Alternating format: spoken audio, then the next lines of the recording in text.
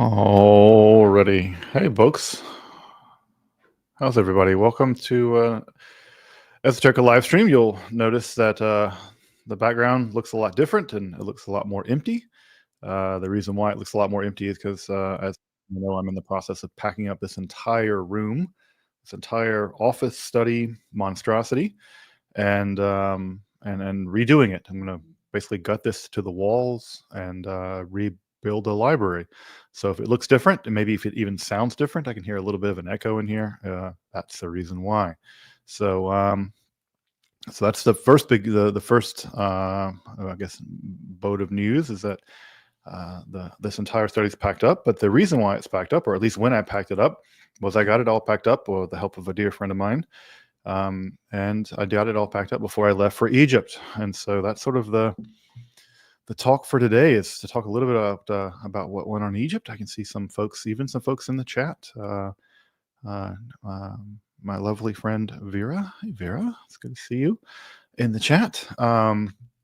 So weird to be talking to people through a chat again and not sitting somewhere in Hermopolis, staring off into the sunset. But here we are. We're back in the screens. But yeah, welcome everybody. I guess first, before I start going over sort of like my general thoughts, my very unorganized thoughts about the Egypt trip, go through some recent channel news. And Ryan too. Hey Ryan. Just to sort of so go through some recent channel news. So one of the things I was able to do before I left for Egypt was I was able to get some content created so that there wouldn't be a huge interruption in terms of regular esoterica content coming down the pike. And of course, I made all of that do double duty because I was also preparing for the trip, and so that also meant that I was doing some of that research for topics in the trip. And so the most recent episodes, which now seem like a lifetime away, were on the Sefer HaRazim, which some folks may note. Oh, it's Keith. Hey, Keith. These are all folks from Esoterica gang, folks from Morgan, folks from the trip. So at any rate, the Sefer HaRazim was a text that I'd work on previously, way back at the very beginning of the channel. In fact, I remember where I wrote that episode, so I was able to redo that episode and kind of update it. And the other episode, of course, that I wanted to work on was the one on Zosimus. I've been wanting to do an episode on Zosimus forever, and never got around to doing it. And I had read, Shannon Grimes has a great book on Zosimus a few times, and so decided, going to Egypt, this is a great time to do a Zosimus episode. And so was able to get that one written and shot. I think I ended up shooting 3 or 4 episodes in a course of a couple of weeks. It was a really quick shooting schedule before I left for Egypt.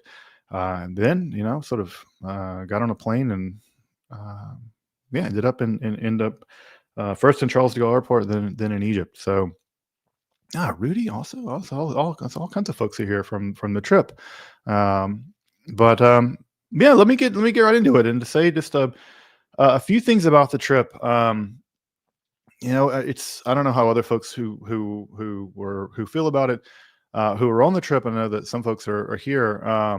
It was, I went into the trip, and I'll be very honest, I went into the trip with a lot of trepidation.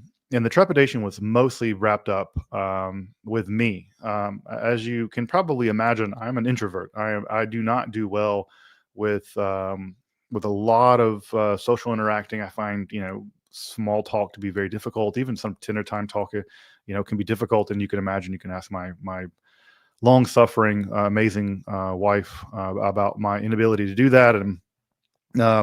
And also, not just in terms of my introversion, but also it's sort of a weird thing to meet people who only know you via the internet.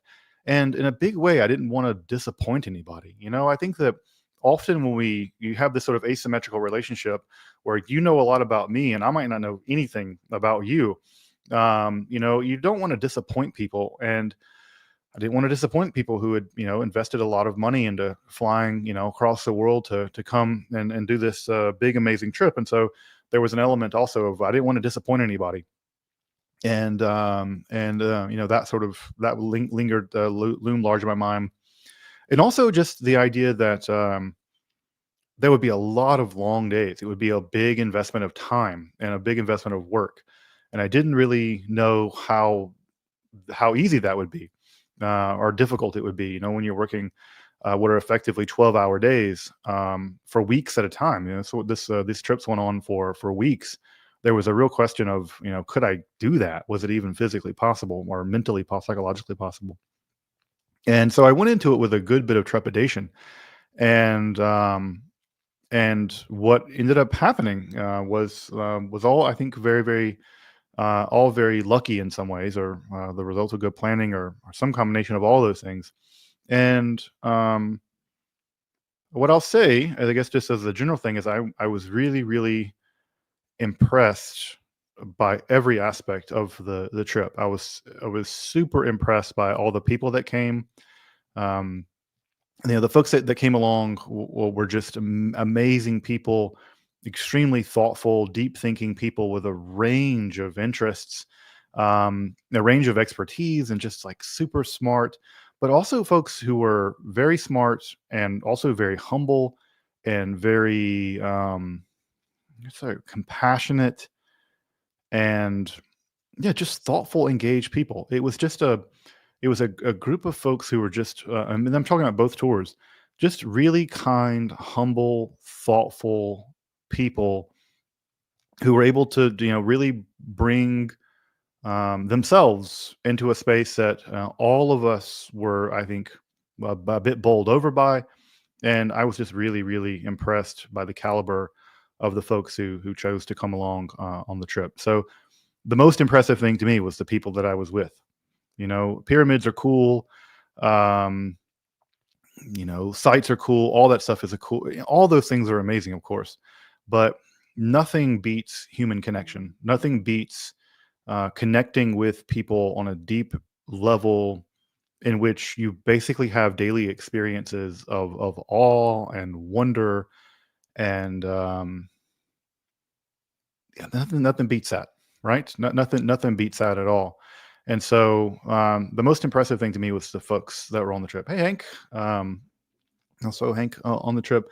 So that was the most impressive thing to me, was just the caliber of the people who came and who showed up and really brought such a huge range of expertise and a huge range of wisdoms along the trip. So that was to me the most that to me was the most impressive thing. So, and I think all of us, and and maybe I'll speak. I should be careful. I'll speak for myself. Um, you know, this kind of the kind of interests that we have, these kind of esoteric interests, they can be pretty isolating. This job, YouTube, can be pretty isolating, and just having in-person personal connection, and not just connection, but connection over many days, over breaking bread, over seeing the sights, over climbing up to, you know, a little mountain, over all of that personal connection, to me, is worth its weight in gold. And so that, again, and that's the most impressive thing to me. But yeah, I'm glad I was able, you know, it's really easy to let trepidation get the better of you, and to let the perfect be the enemy of the good. And I think that if I thought about it too much, I would have thought myself out of the whole project. It would have been very easy to sit down and look at the totality of what had to get done, and the totality of all the things that I had to do, and I could have easily convinced myself that I was incapable of doing it, or that it was impossible, or that it was too difficult, or too scary, or too risky. I mean, again, the you know, the idea that we were climbing down a ladder 30 meters down into the Giza plateau. You look at that on paper and think, this is a really bad idea, to invite people to get on to go down in a hole with you. You know, that it's, you know, this is a bad idea. And so it would have been very easy, I think, that if I'd have thought about it more, or let certain aspects of my mind think about it, then I would have thought myself out of it. And I'm glad that I thought about it just enough, right? I thought about it just enough to say, yes, I'm going to do this. I'm going to co-organize this. I'm going to make this happen. I'm going to try to conjure this into reality, um, and not overthink it to the point where I think myself out of it. So that's an important lesson for me, and if in the future is that if you want to do something, think about it just enough. Only think about it enough. Don't get analysis paralysis. Don't psychologize your way out of it. Um, Find the way to make it happen, and you can do it. And it's not like manifesting, right? You can't just manifest it. You can't just like think positive vibes and it's going to happen. It was an enormous amount of work, enormous amount of planning. So it is possible. And well, one of the things I would encourage anyone, that if you have an idea, a big idea, go with that idea, lean into it, and try to really uh, sort out what's possible, what's not, and see what you can do. Because in a certain way, fortune favors the bold and all that. So that's the big takeaway, is that things are much more possible than we think they are. And with enough hard work and with enough daring and with enough not thinking about it, you can plan some pretty impressive stuff, I think. So let me just kind of walk folks through kind of what happened. Those are sort of very meandering things, very meandering thoughts of mine.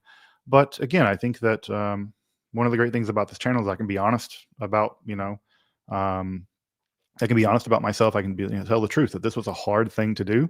It was definitely hard to do back to back. I don't think I would do that again, just to be very honest.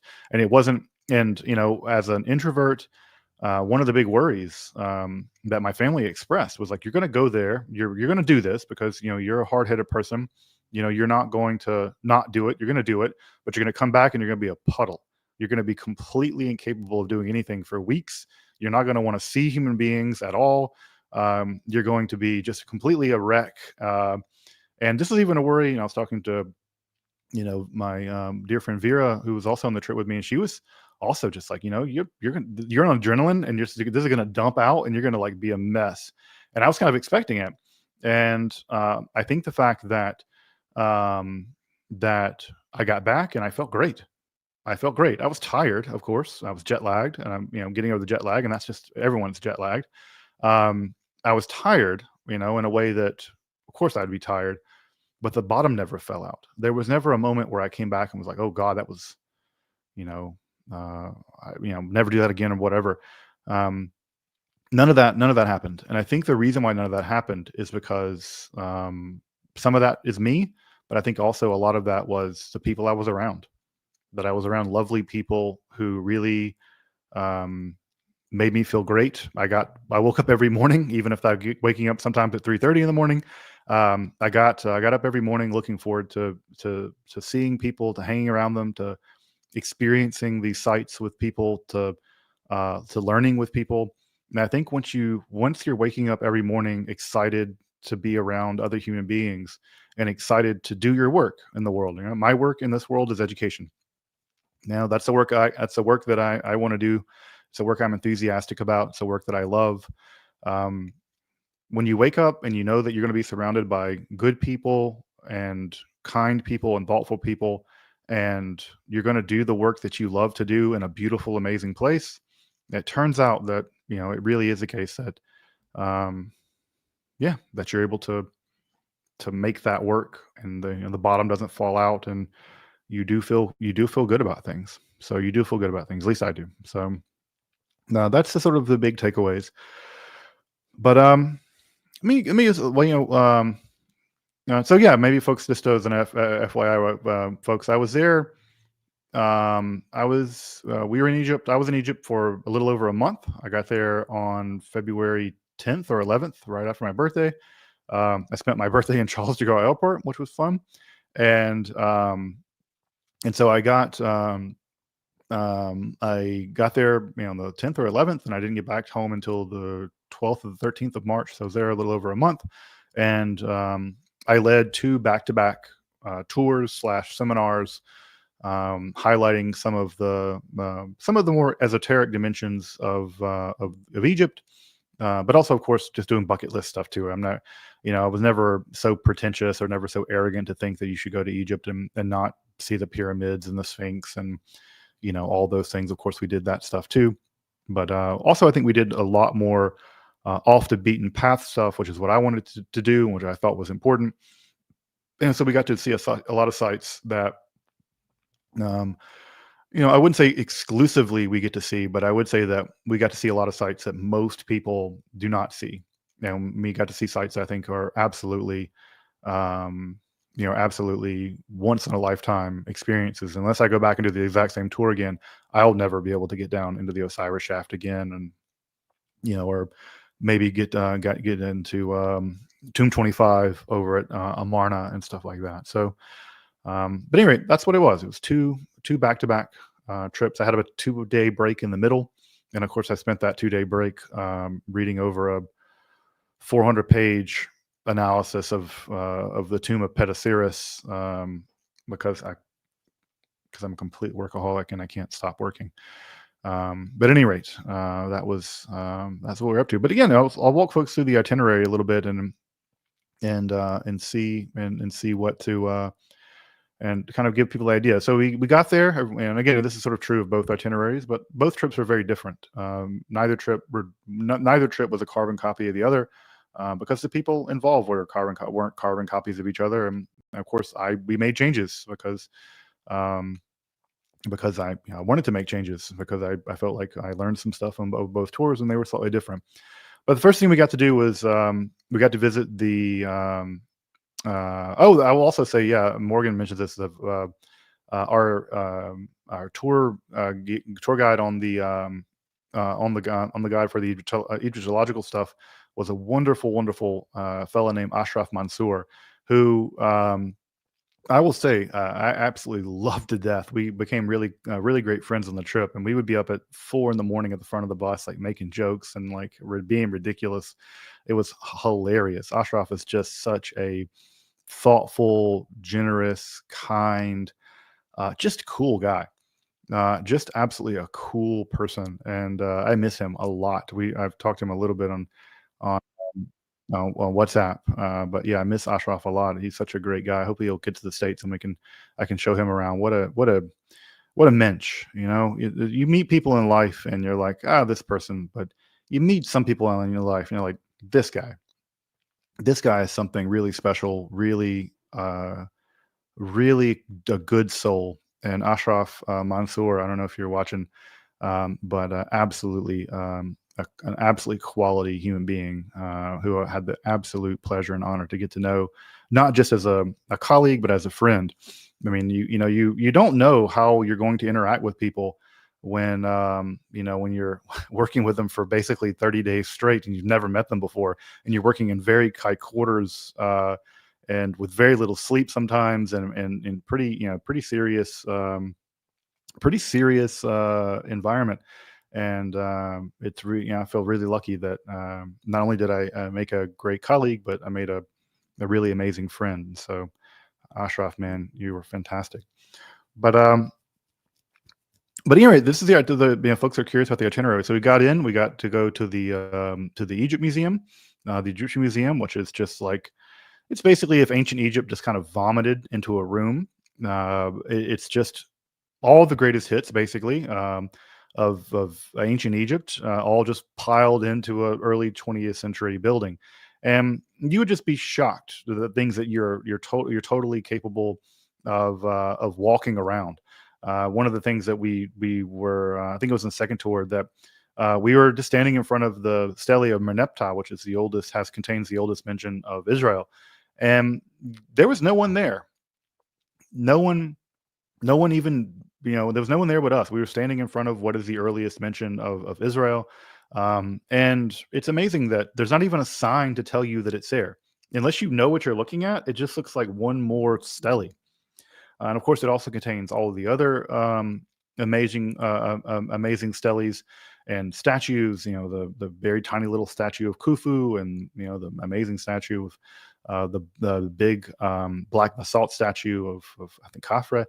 It's just everything that you'd want to see about the ancient Egypt is in the ancient Egyptian museum, with the exception of increasingly now the stuff that's going to be transferred over to the gym. And that's the Grand Egyptian Museum, which is going to be opening up in a more absolute, in a more full way in June or July, and it's going to have all the Tutankhamun stuff, and also the royal mummies have also been moved to the Civilization Museum. So Egypt really is going to make sure you're going to get all the stuff, get all the money out of you by making you go to 3 museums. Oh, Angela, hey Angela, it's good to see you. Good to see folks. Angela Puka's in the chat. Dr. Angela Puka. If you have not checked out her channel, you absolutely must. But good to see you.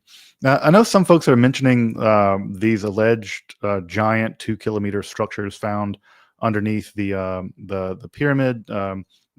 That's conspiracy theory stuff, folks. They did do some analysis of the interior of some of the pyramids, and they were able to see basically what we already know. But no, this is not the place for ridiculous conspiracy theories about giant giant pillars underneath the Great Pyramids. And again, it's a kind of funny thing to think, if you can walk over there, because you can walk over there and just go down into the Osiris shaft and you're in the bedrock. So but no, it's ridiculous conspiracy theory stuff. No, I did like the whole, we got the shot with the UFO. That was great. So anyway, we got to the Egyptian Museum. Someone asked about the dating for the Meneptah stele. I thought it was, I think it's early 13th century BCE. And so we got to see that, and just again, everything that's amazing about the Egyptian Museum. It also just gave us time to get to know each other a little bit, to walk around and see some of the sites. I mean, one of the most amazing things that you'll see in the Egyptian pyramid is just how much stuff is there. I mean, they just have random books of the dead, the so-called Book of the Dead, which we have to quit calling it the Book of the Dead. We should just start calling it by its actual Egyptian name, which is the Book of Coming Forth by Day. I know that's not so easy to say as the Book of the Dead, and it doesn't have Evil Dead vibes, but we should let the ancient Egyptians name the books that they wrote, and we should use the books that we should name we should use the names that they gave them. So the Book of Coming Forth by Day, they just have random copies of it just on the wall in the stairwell. So you can just be going up the stairs and there's probably 15-20 copies of the Book of Coming Forth by Day in various iterations. So just a fantastic museum. I mean, we got to look at some of the old manuscripts, which is some of the things I really like. And it's amazing when you get in there. You can see some of the manuscripts are just upside down. They've been in those cases for 100 years, and for whatever reason, they never put them right side up. So there's it's just amazing. The Egyptian Museum is just a wonderful mess. So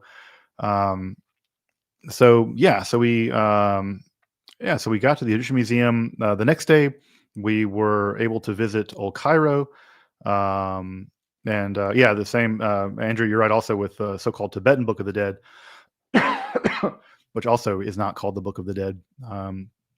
It's the Book of the Bardo, the in-between place.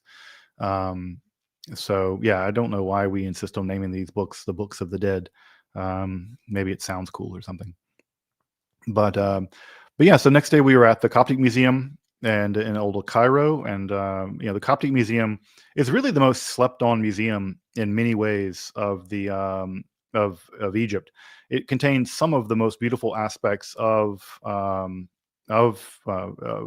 of the developing reality of Coptic culture, and beautiful textiles. The Nag Hammadi library is there, although it's not on display. They have one leaf from Codex 2 that's on display, and it's the very end of the Apocryphon of John and the very beginning of the Gospel of Thomas.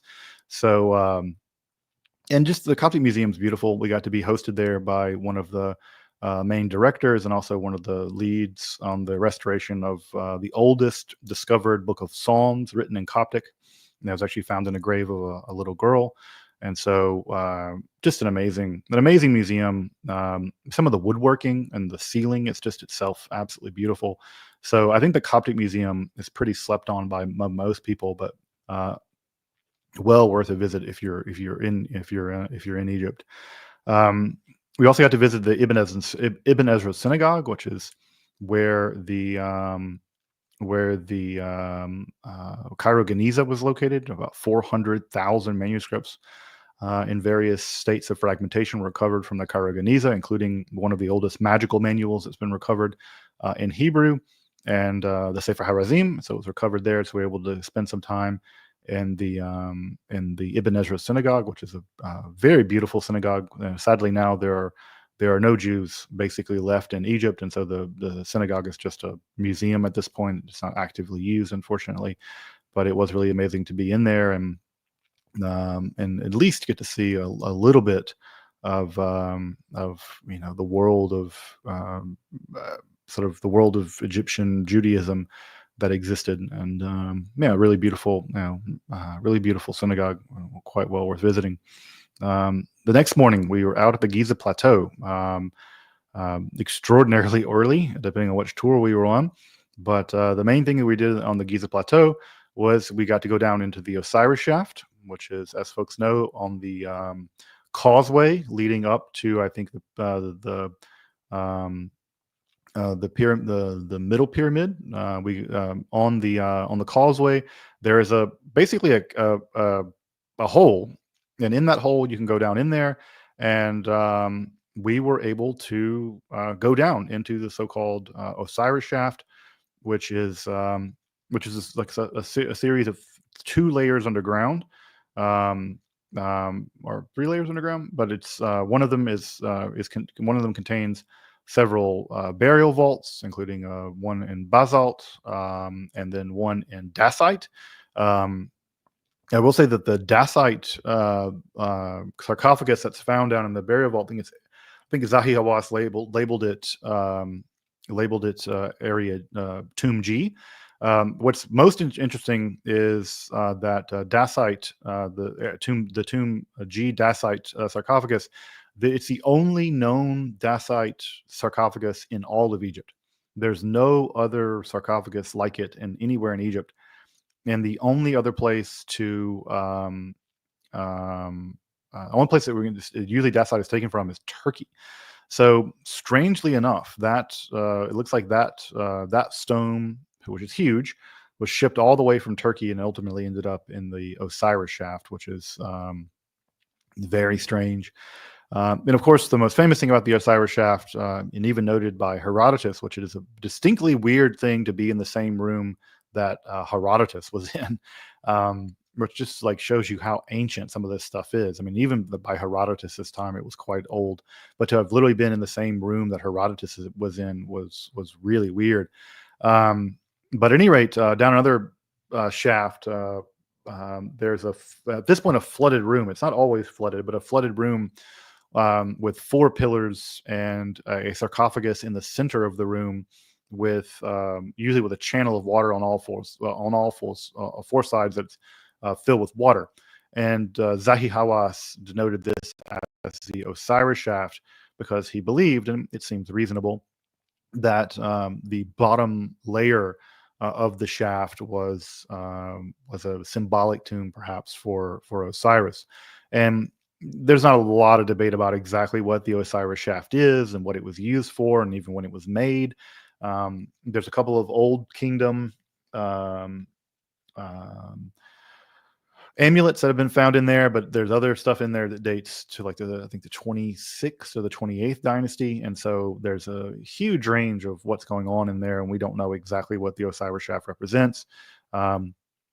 Although some things people make out to be a big deal, that's not a big deal. Like there's a black gooey substance on the basalt sarcophagus, but that's just oil from the pump, which is actually still, if you look across from the basalt sarcophagus, you can still see the old pump from the 1930s when they were trying to pump the water out of there. And of course, that whole shaft floods from time to time, and that's the reason why that oil ends up on the top of that sarcophagus, probably.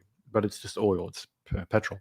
Um, and also people make a big deal about the fact that the dacite, the dacite sarcophagus is mildly radioactive, and it is mildly radioactive, but so is like Grand Central Station.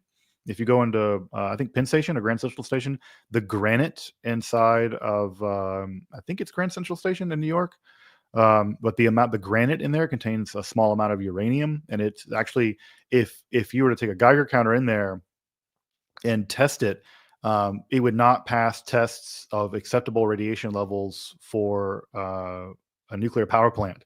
So nuclear power plants are actually, in some sense, less radioactive than the radioactivity of the basalt in I think Grand Central Station. So it's one of those things where people are like, "Oh yeah, this one's radioactive." I'm like, "Yeah, most stones actually are radioactive." Um, is it Grand Central Station that's the one that's radioactive? But yeah, it is. So again, people have these bizarre theories until you like know a little bit more about geology, and then you're like, yeah, like lots of stones are radioactive. I think even even some countertops, they're deadly enough that you can't have them in your house. I think they release radon or something. Um, so um, yeah. So at any rate, again, there are a lot of mysteries about the Osiris shaft, and they're not going to get solved anytime soon. But I think that they're actual archaeological mysteries as opposed to made up, ridiculous ones. Like, for instance, why did that dacite sarcophagus end up there? That's really a legitimate question. It's bizarre. Um, but um, but and why did they build this structure? My guess is that it was a natural fissure in the rock, and that natural fissure in the rock went all the way down into a water source, and they've been using that as a water source in the Giza Plateau um, for quite some time. I mean, the Giza Plateau, unless the Nile's right up on it, which it used to be right up on it, you'd want a source of water. And I think that when the Nile was much closer, the water level in that shaft was much higher. And at some point, they were using it as a water source, and basically they followed a natural cavity all the way down into the shaft, and ultimately that's how they carved it out of the bedrock. So that's my guess. It's about what I think the Osiris shaft is, but again, just a guess. I'm not an Egyptologist. I'm not a geologist. But just a guess, at least on my part. What else? Well, we got to go in the pyramid, the Great Pyramid. At least we got to go into the Pyramid of Khufu, which there's no way to be jaded about it, folks. I mean, the Great Pyramid is called the Great Pyramid for a reason. It's just shockingly impressive. I mean, you look at this thing, and when you actually see it in real life, it's massive. It dwarfs it can be so massive that it dwarfs your entire visual spectrum, even standing tens of meters from it. It's just such a massive object. And then being able to climb up in it is also just a really impressive sight. It's also physically pretty demanding. I really do appreciate the fact that I love watching the people come down out of the Great Pyramid, because they are coated with sweat and clearly exhausted, because it's quite a climb. And what people may not know is that the pyramid inside of the pyramids is extremely hot. You will go onto the Giza plateau, and it will be you'll be in sweaters. Right? You'll be in sweaters. I was wrapped up in a sweater and a keffiyeh, and it's genuinely chilly on the plateau first thing in the morning. But the moment you get inside that pyramid, it is stiflingly hot. And the reason why, of course, is that there's nowhere for any of that heat to go. I mean, they use one of the so-called vent shafts to try to vent some of it out. But yeah, it's just absorbing the heat and the humidity of just thousands of people a day. And so when you shove thousands of people breathing nothing but carbon dioxide into that space all day long, it just really gets hot and humid and damp in there. One could really do a whole dissertation on just the kind of germs that live inside the ecosystem that is inside the Great Pyramid, the main main chamber of the Great Pyramid, because it's so hot and humid in there. So yeah, but it's still an amazing sight to have sort of hiked into this incredible structure, and then be inside of basically a giant um, um, rose granite room. And yeah, it's really neat. I mean, it's a really neat experience. I got to have it 3 times while I was there. We had to see it once before the tours got there, and we got to do it twice. And yeah, and definitely it was a case that going in there is pretty magical. It's pretty impressive. So, but also I think equally impressive what we did on the day 3 is that we went over to what is called Area A. The Giza Plateau is divided up into different areas, and Area A is one of the most, or rather, one of the least visited areas. You have to have a unique ticket for it, and it's a bit of a hike through the city of Giza to get to it. But the reason why Area A is so important, and the reason why I wanted to go there, is because Area A is where the supervisors and the workers, at least the ones that they've discovered so far, it's where they're buried. And so, again, all of these ridiculous conspiracy theories about how aliens built it, or Atlanteans, or I don't know, lizard people. One of the things that it's just inherently ridiculous about all of that is that you can just go to where those people are buried. You can go see the inscriptions where they talk about what they did there. You can go to see the inscriptions where they say, "I was a work supervisor of these people." And you can go see the tombs of where those people are, and they're all buried in tiny little mastabas. And in fact, one of them we were able to open up, and you can see a skull. Vera, in fact, got a great picture of one of the workers opening it up, and it's sort of one worker working at the pyramids and another working at the pyramids, and you can see, like, there's one worker and there's a skull of another one separated by 4,000 years. So it's terribly insulting, and uh, I mean, it's just insulting to the point of being grotesque to claim that Egyptians didn't build the pyramids. They absolutely built the pyramids, and their bones testify to it. You can see the wear on the bones that they've examined, where their backs are compressed, where their bodies, their bones have been worn down through lots and lots of labor. Egyptians built them, and tens of thousands of people labored, and some of them died there working at the site. And you can see their bones if you just literally walk across, the way.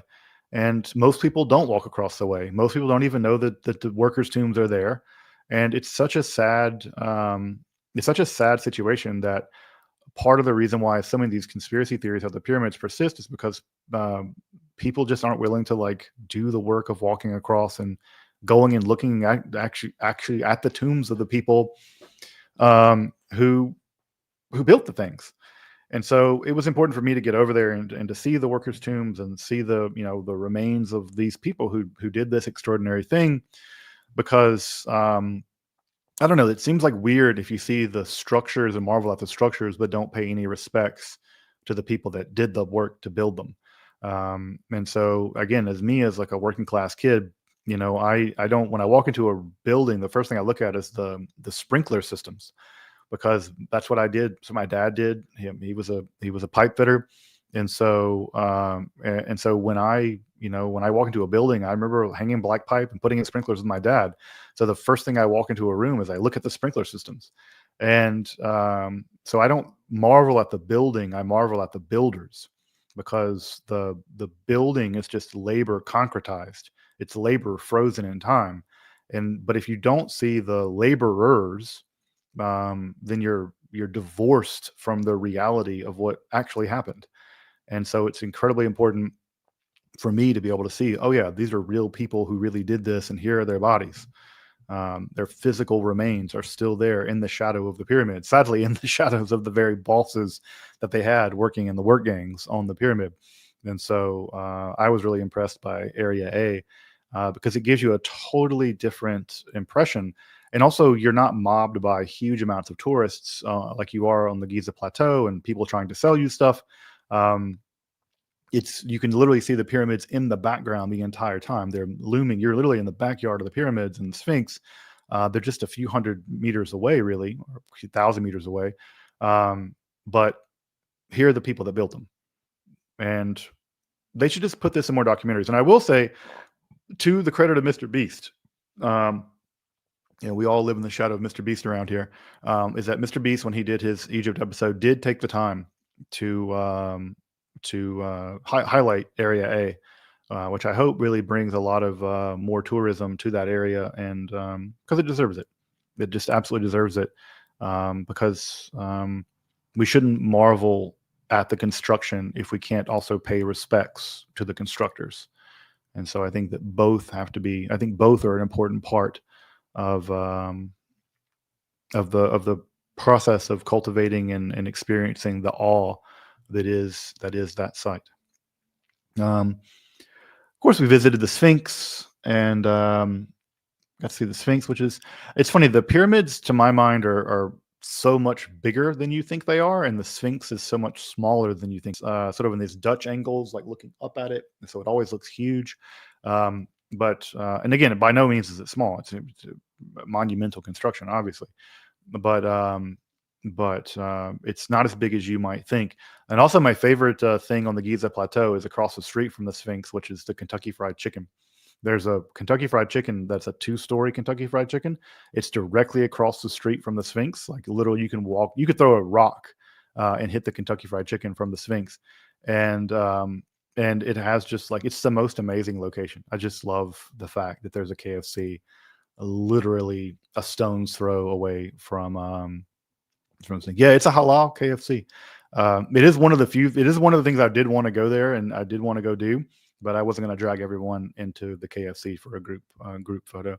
But I really did want to go to there's a second floor of the KFC has a big picture window, and it's like this iconic view of the pyramids and the Sphinx that you see in tons of pictures. But it is literally the view out of a KFC. I'm not kidding. You can Google map it. If you Google map it, you can see the KFC is there. It's amazing. This is the thing I did when I went to Iceland. I went to the most northerly Taco Bell in the world, because as folks know here, I'm a real partisan of Taco Bell. I think it would be the only sponsor ad I would do. I've never done any sponsorships on the channel at all, but I think if Taco Bell approached me, I'd probably actually shill for Taco Bell because I have a deep love of Taco Bell.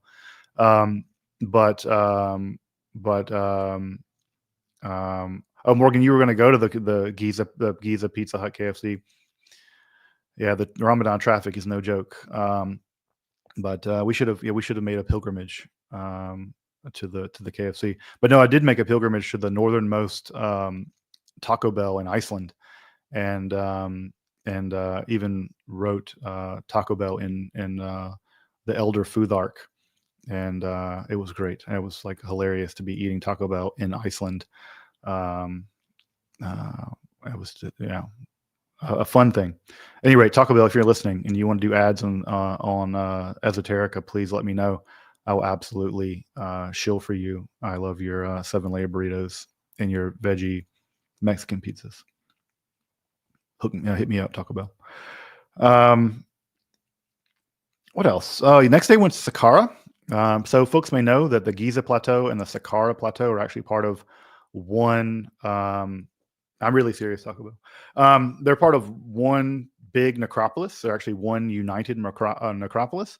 And what's cool about Saqqara and Dashur, which we didn't get over to Dashur, is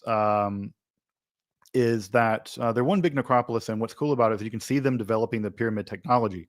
So, as folks may know, the pyramids did not begin as pyramids. They began as mastabas, which are basically rectangular structures. And these rectangular structures, you could stack one on top of the other, and eventually they stack them until you get the pyramid of Djoser, which in fact is actually several buildings kind of built onto each, have all been built onto each other. So the step pyramid of King Djoser is a bit of a strange construction, because it's rectangular in its base, not square in its base like most pyramids, and also it's sort of been built up over time. And what I will also say is that it's also been under renovation for the past like 50 years. When I was there 15 years ago, I was not. It was completely covered in scaffolding. And so it was really, really, really great that I was able to, we were able to see it without the scaffolding, see it restored. And not just that, we were able to go inside and actually see the interior, which has a massive, massive tomb, massive sarcophagus. And yeah, it was absolutely great to go inside the Pyramid of Djoser, which I had not been able to do up until then. Um, what else did we do at Saqqara? The big thing we did at Saqqara, of course, was that we got to go into the Pyramid of Unas by ourselves. We had the Pyramid of Unas to ourselves for 2 hours. We were able to be in the Pyramid of Unas. And the Pyramid of Unas, as folks may know, is important because it contains the earliest known pyramid text, which is also the earliest sustained religious text in the world. There is one religious text that is older, the Keshem. But the Pyramid of Unas contains the oldest sustained mention of the afterlife, the oldest sustained mention of the soul, the oldest sustained religious text, just in general. And it was a great honor and privilege to spend a couple of hours in the Pyramid of Unas with these fine folks. And one of the greatest things about being able to do that was that we took the time. And folks, again, I was really happy that folks were willing to go along with my crazy harebrained ideas. That we took the time to work through at least chunks of the pyramid text of Unas, and we were able to work through the text pretty systematically, beginning with the west gable and working over to the north wall, south wall, east gable, interior west gable, and sort of making our way all the way to get through the achet and then sort of out through the main gate.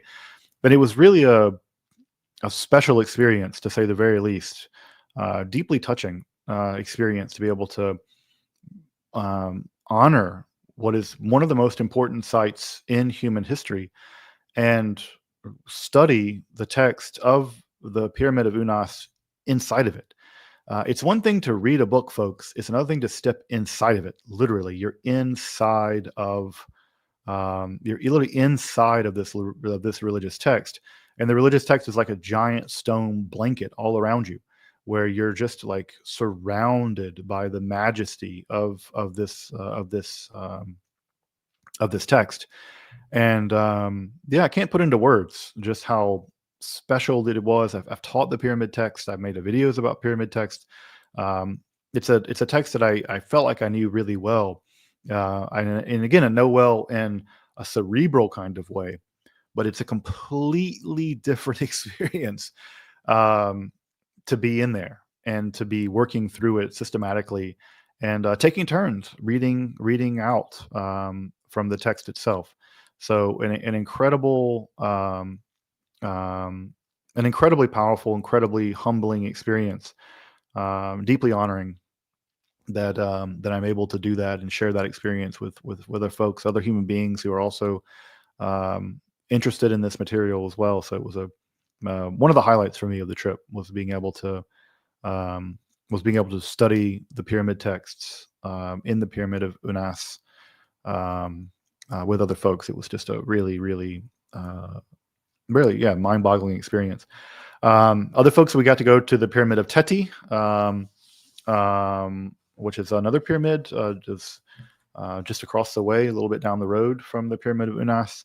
And that one's not quite as well preserved as Unas's pyramid, but we got to do that as well. And see the funeral temple of Minakara, which is great. I love these Old Kingdom, especially these funeral stuff, because they just show you what life was like. If someone didn't tell you it was a tomb, you would never know, because images from life. It's just people fishing and hunting and putting on makeup and smelling flowers and doing stuff that people did in real life. And it's great because it's some of our best windows onto ancient Egyptian life, and we get them because we can look at these tombs and see how these people lived. And so in many ways it was a really nice and they're beautiful. You really can't appreciate Egyptian art until you see it in person, because seeing it in a book, you don't see the detail, you don't see the dimensionality of it, you don't see that that it's not bas relief, it's actually raised relief, or that it's raised relief and bas relief at the same time. So when you see it from different angles and look at it from different angles, you can just see the fact that there's such majesty in this artwork that you can't appreciate it in a book. It's just not possible, because you're not just seeing a painted image. What you're seeing is dimensionality, and there's something about the fact that there's a texture and a depth to the artwork of the Egyptians. This is a thing that's really worth appreciating. Really worth appreciating. So again, if you can find, get yourself to a museum, get yourself to to Egypt. That's the only real way to appreciate the art, is to see it, even highlighted from different angles, different lighting. It's really worth it. Next day we were up really early, and we got out to the sites of Abu Sir and Abu Ghurab. Abu Sir is a really important site. Both of these are closed to the public, by the way. These are not open to the public. You have to get special permits to be able to go. So we were able to go out to the pyramids at Abu Sir, which are very well preserved. All things told, they're relatively small but quite well preserved. And those are really beautiful because the mortuary temples are somewhat intact. The mortuary temples at Giza are not really intact, but they are pretty intact at Abu Sir. And these pyramids are still sealed. They've only opened one, and the other two are still sealed. So those are just fantastic. Abu Sir is just really, again, it gives you just a different and more private access to these sites, but otherwise are totally inaccessible to the public. Then we were able to get over to Abu Ghurab, which is a strange site. It's actually a temple to the sun god Ra. It contains a big alabaster altar or something. It's in the shape of a sun in front of it. But the site looks like a ruined pyramid, but in fact, it was a site for a giant obelisk, it seems like. And what's really amazing is to be able to watch the sun come up, basically at a structure that was meant to allow for devotion of the sun. And so there's something about watching the sun come up at a site in which the priests of Ra would have done that every single day as part of their religious devotion. You get to be a fly on the wall of history where you see the sun come up at that site. And I have to say again, folks, there are sunrises and there are sunrises, and there's nothing like a sunrise coming up over Abu Ghurab and at the Temple of the Sun. So quite an impressive site with these cool basins that surrounded the site, and we're not quite sure what these basins were for, whether they were for sacrifices or holding water, or no one really knows. But absolutely a really cool site, and again, closed to the public. Now they are building a road to it. We could see them building the road while we were there, and so it will be the case that that they will be building the road, and eventually it will be the case that the site will get open to the public, but I don't think there's anyone knows exactly when. I'm pretty sure the Egyptian government doesn't know when it'll be opened, but it's still unexcavated enough that potsherds are still on the ground everywhere. There's still just lots of potsherds just sort of sitting around. Then we were off to off on the road. We were on the road to Middle Egypt. We had a pretty long bus trip, pretty long bus trip. Really, again, just a testimony to the folks' character. A lot of us got sick on the trip. I definitely got sick at least once. Folks definitely call it colds. They call it, butt and gut stuff. I mean, people were carrying a lot. I mean, it was, getting up early physically is difficult. Getting up early, hiking around in the desert is physically challenging. And then on top of that, most everyone got some kind of sickness at some point. And again, it's just a testimony of people's character that everyone showed up, everyone brought their best selves. Everyone was like, yep, I feel like crap, and I'm going to do this and make this happen. So again, just impressive to me about the depths of folks' character, that they were like, yeah, I feel like crap, and also I'm not going to miss this for the world. And also, folks took their time when they needed to take a rest. So, at any rate, we got out to the cliff tombs of Beni Hassan. Folks may know this, that Egypt goes through these sort of cycles of political unrest that are known often as intermediate periods, where there's some kind of societal breakdown. They get invaded by the Hyksos or the Nubians or whatever, and so there's these intermediate periods where there isn't stable political power. And often, what happens when there's this lack of stable centralized power, local administrators often become crucially important, and in some senses become just as powerful as kings, at least in their local area. And so, what was impressive is that at Beni Hassan, the local administrators in that area became powerful enough that they were able to build tombs for themselves that I would say, and again, I think folks on the trip would agree with me, they rival, or in many ways are much more impressive than pharaonic tombs. You get down to the Valley of the Kings, those tombs are impressive, but they're little, right? Those tombs are very small, sometimes a single shaft. And you get to the pyramids of Unas. Unas is impressive for all the hieroglyphs, but the pyramid itself is ruined. In many ways, the cliff tombs of Beni Hassan are actually more impressive than the pharaonic tombs are.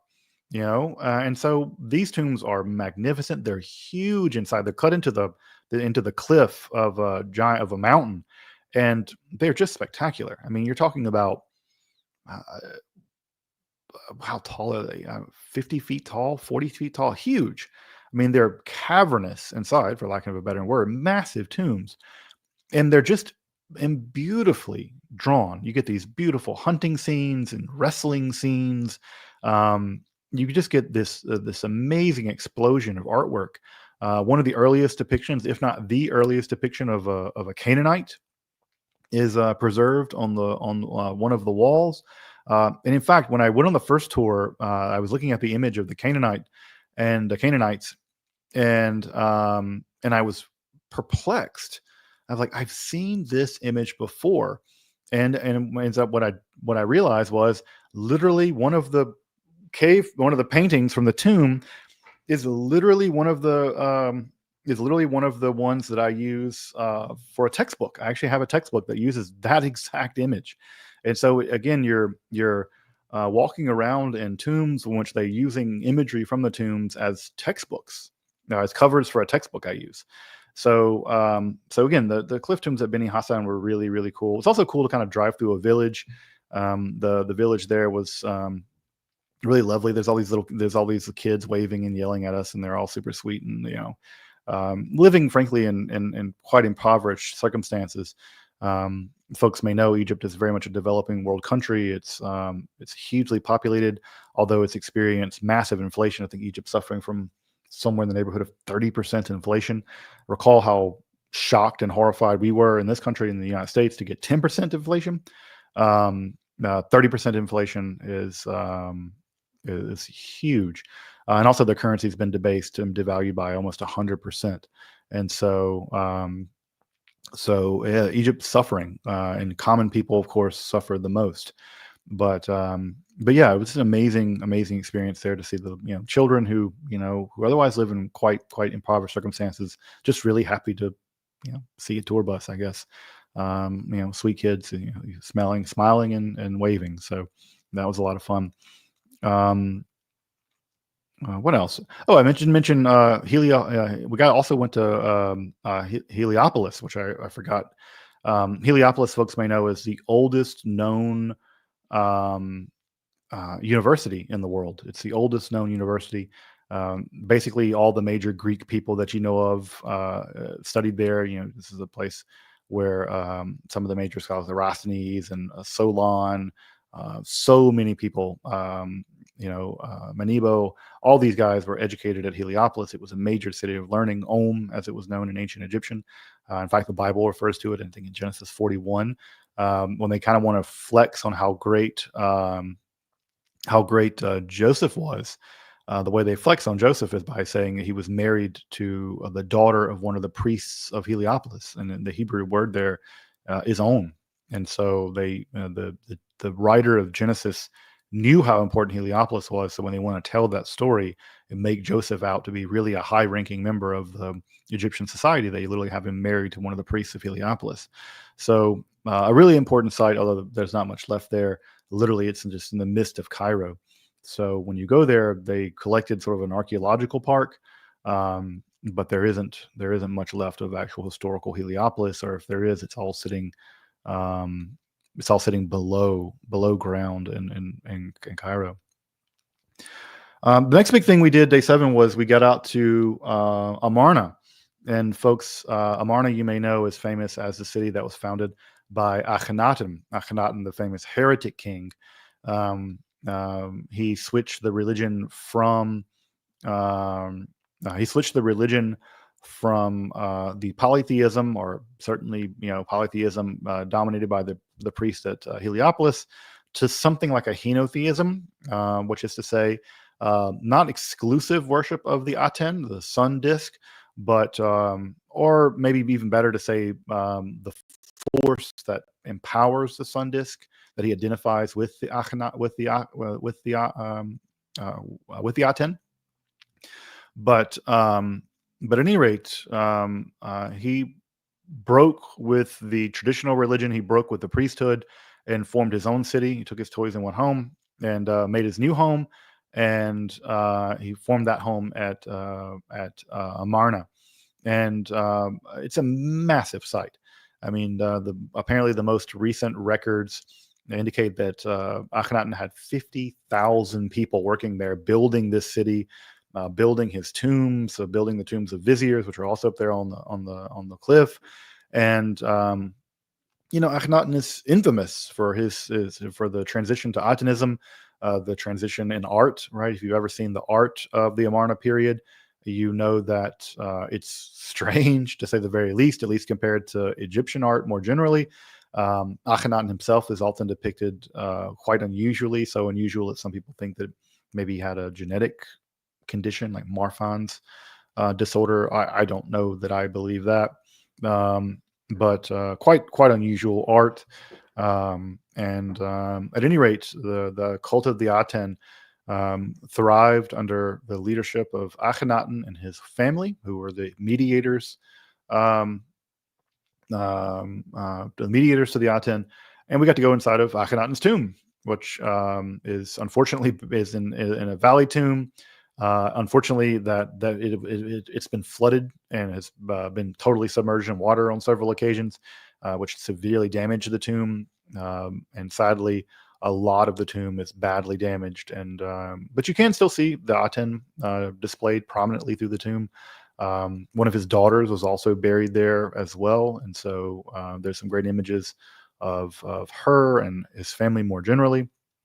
The highlight for me, we also got to go to some of the stele boundaries and other kind of places, but the highlight for me was we got to go to Southern Tomb 25, which is the tomb of Ai. And for folks who know their Egyptian history will know that Ai was seemingly instrumental in the post-Akhenaten period. That is to say, Akhenaten, after he died, he was... it seemed like there was a brief interregnum with maybe his wife or daughters in charge.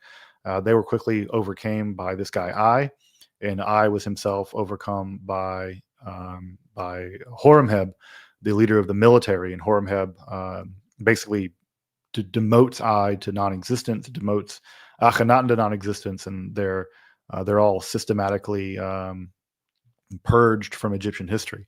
But what's really cool about Ai is that Ai, in the tomb of Ai, at least at Amarna, it contains the most complete copy of the hymn to the Aten.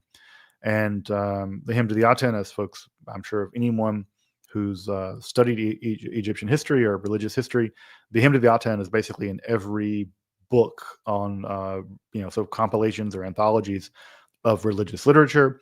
And the hymn to the Aten is taken to be an early version of monotheism. I think that's debatable about whether it is in fact monotheism. I don't think that it was. I think it was more like henotheism.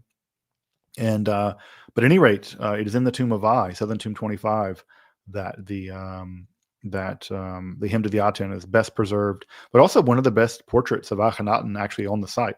Many of the other portraits of Akhenaten are in bad shape, but at least to the one in the Temple of Ai, both Akhenaten and Nefertiti's portraits are very well preserved. And it is really interesting to see, especially Nefertiti's immediately recognizable hat. Um, yeah, just like see, immediately recognize, this superstar. Oh yeah, and some folks are mentioning Psalm 104. There's a previous generation of scholars thought that Psalm 104 was influenced by the hymn to the Aten. Now that I think that most people, including Lichtheim, Miriam Lichtheim, who's one of the major uh, scholars of Egyptian literature, think that the similarities between the hymn to the Aten and Psalm 104 are apparent. They're more apparent than they are actual. So they're not actually, that there's no connection between them, even though they do at times look similar. I don't know that I have a strong opinion one way or the other. So yeah, we to the Amarna sites, which was really, really great. And then we're spending time here in Middle Egypt at the Hermopolis, New Hermopolis Retreat Center, which is a great little retreat center. It's very, it's somewhere between being rustic, but with all the comforts that you would want in a place. It's cozy beds, basically cozy beds. There's a great kitchen. There's all this. It's sort of a kind of a compound that you're in, and the backyard is the Sahara Desert. And so it's really incredible to be able to literally open the back gate and walk out into the Sahara Desert. And so, it's really, really just like a thing to, I don't know. I've never been in the Sahara Desert before. I don't really spend much time in deserts. But anyway, we were able to get out into the Sahara. Like, there's something about walking out into the desert at night, which is just a really impressive thing to do, and just sort of hang out in the desert at night. And I got to give a lecture on the book of Thoth in Hermopolis, right? And then watch the sun go down over the Sahara Desert. Just again, the kind of stuff that you talk about once in a lifetime, but I don't mind. When I say once in a lifetime, I really do mean, how often do you get to say things like, "Yeah, I got to hang out and give a lecture about the book of Thoth," within spitting distance of the actual site of Hermopolis Magna, watching the sun go down over the Sahara. What a thing. So if you get the chance, if you're in Egypt, you're in Middle Egypt, absolutely get over to New Hermopolis. It's a great spot to rest, to see Amarna, but also to see what's for me. Asking about the stars at night, I will say that there was a good bit of light pollution, a lot more light pollution than I expected. The city of Heliopolis is nearby or Hermopolis rather is now near the modern day city of Minya. And Minya is a pretty big city in Egypt. It has a university, and it's a pretty large city, and so there's a lot of light pollution from Minya. So, though I won't say it was dark, and also the retreat center has its own lighting, so you'd have to get pretty far out into the desert, I think, to get real dark. But I wasn't hiking that far out in the desert. I don't trust my sense of direction, and the desert can be incredibly cruel if you're not if you overestimate how good you are at navigating, especially at night. And I wasn't about to do that. So, but it was still really pleasant to be out at night, and out in the dark. Yeah, and also I'll say that when we talk about Egypt, we often are visiting sites in Egypt that are kind of archaeologically sterile, which is to say they've been combed over by 50,000 archaeologists. Down in Minya, it's absolutely not sterile. And it's so not sterile that one of the folks on the tour actually found a human skull and a mummy, like in the desert. like there just was a skull like poking up through the sand, looking at folks. So you're talking about like this is an active archaeological site, and you just have to be careful. I mean, you're walking around through a field of just hundreds of potsherds, and these potsherds date back to who knows Hellenistic period at least. And so they're just like human remains around, and you just have to like dodge them. And there are potsherds around, and of course you can't pick any of them up, or certainly not take any of them home, because they are archaeologically significant. They're not for you to take. But yeah, one of the participants, oh, excuse me, came back and was like, "Hey, I was meditating out there, and I felt some like weird vibes, and was meditating, and sure enough, looked down, and there was a human skull just like right there, looking up from the dirt." So, yeah, I mean, the site is again a very active site to say the least. We also got to go over to the area where the tomb of Petasiris is. And the tomb of Petasiris is um, um, a tomb that's, I think, for me, one of the highlights of the tour. But that's a site where a high priest of Thoth, along with his older brother and their father, were both buried. And the site, the tomb is just fascinating. It's so bizarre that it contains both Greek elements and Egyptian elements. It's structured like a Greek temple, with a pronaos and then an inner sanctuary. Um, it's just a weird tomb. But it was cool to see, Hermes thrice great written on hieroglyphs in the wall. And of course, Ashraf is giving the tour, and I'm looking around trying to find, because I know it's mentioned somewhere on the site. The thrice great Hermes is mentioned, and I managed to find it right as we were walking out. So I had to like go and yell at people to come back, and come back and look at, I found it. There it is, thrice great Hermes written in Egyptian on the wall. But at any rate, I've been inspired by the tomb of Petasiris I'm gonna like coming back and actually doing some research now, where I'm gonna make an argument that I think that the tomb of Petasiris might contain some of the earliest sort of proto-Hermetic writings. So I'm gonna come back, and I have a partial episode keyed up, but I need to do some more readings. I got to finish reading this book in French, which is slow going because my French is not super great.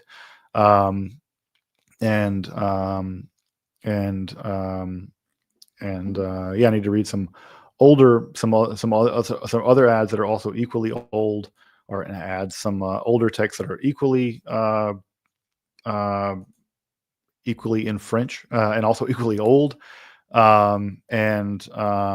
Yeah, so it's like, got to go see that stuff. So anyway, I look for some episodes on Petasiris, and yeah, who might be again one of the earliest examples of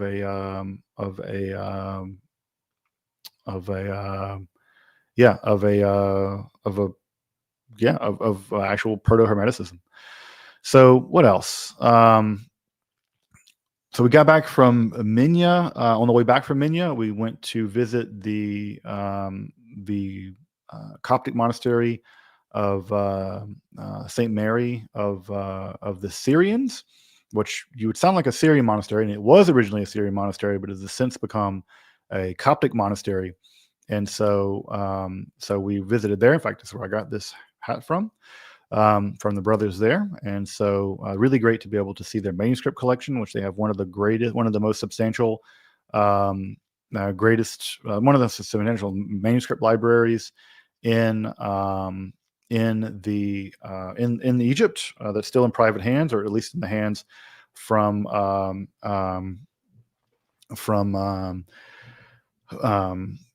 the actual monastery. Sorry, folks. That's a jet lag kicking in.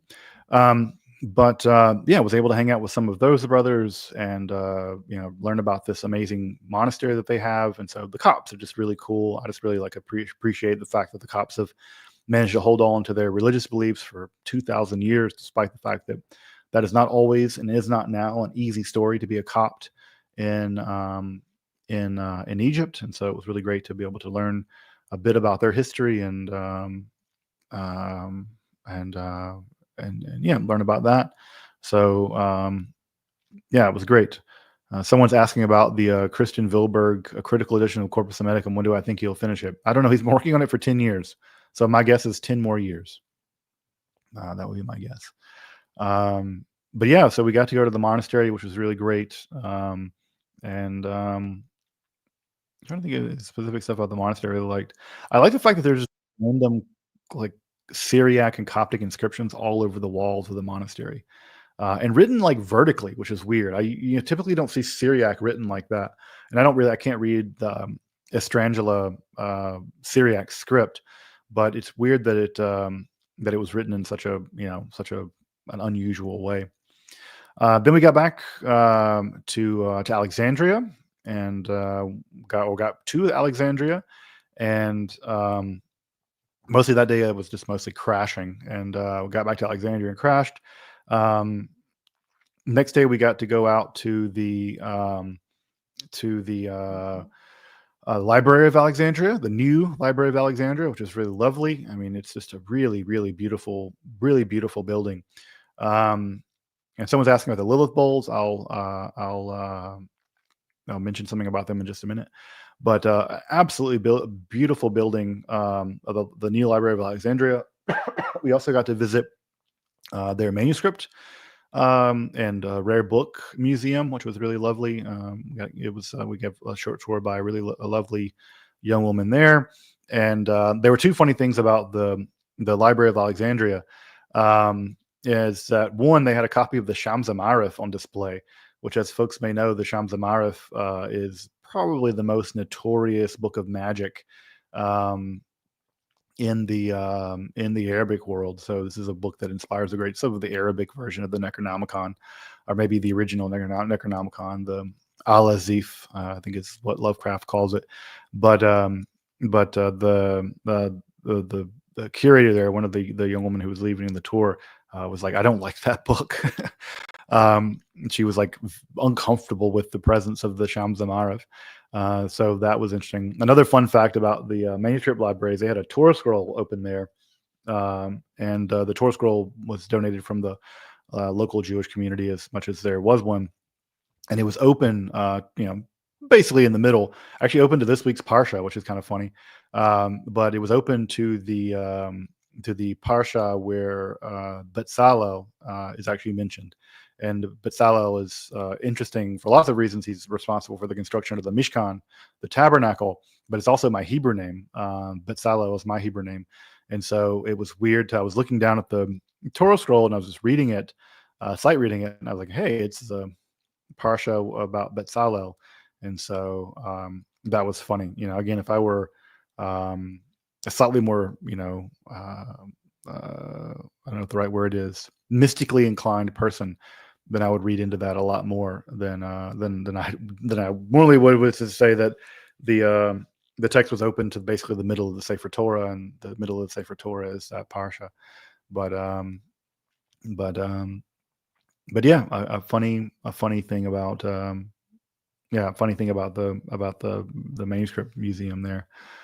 The next day the last day was the last day of touring, and then we got to go to we also went to the big